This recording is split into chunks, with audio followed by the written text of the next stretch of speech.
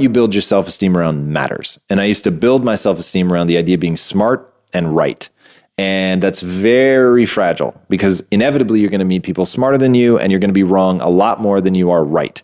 So if you're building your self-esteem around those two things, you're going to end up feeling badly about yourself, which is why after film school, I felt terrible because I realized I wasn't talented. And I thought that that was an indictment of who I not only was, but who I could be, and that it was a permanent state. I failed and was a failure.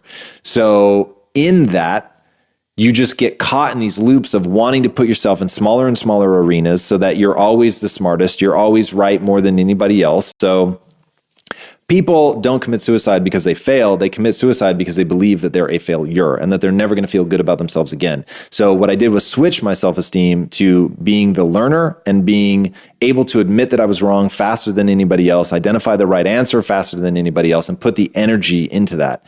And so in doing that, it's what Nassim Taleb calls an anti-fragile personality. Is that just a decision you made? One second, you're like, you know what? I'm going to be the learner.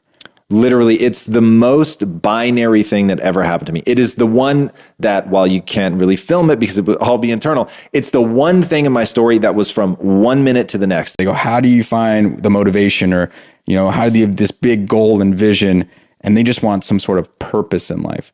What kind of advice can you give to them as they enter the workforce, and maybe they're working for an employee or they want to do something on their own? They want something that's really fulfilling.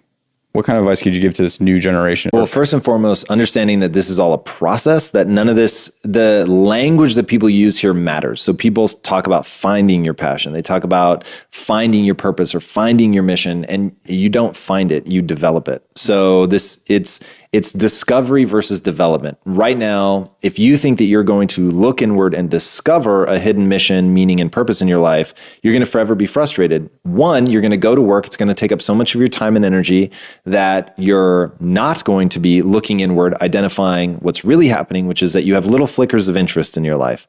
And your job is to develop those first into a fascination and then into a full-blown passion. But you do that development work by fanning those flames, by engaging, by gaining mastery, by working at it, and recognizing the difference between something that is boring and hard and something that really isn't right for you. So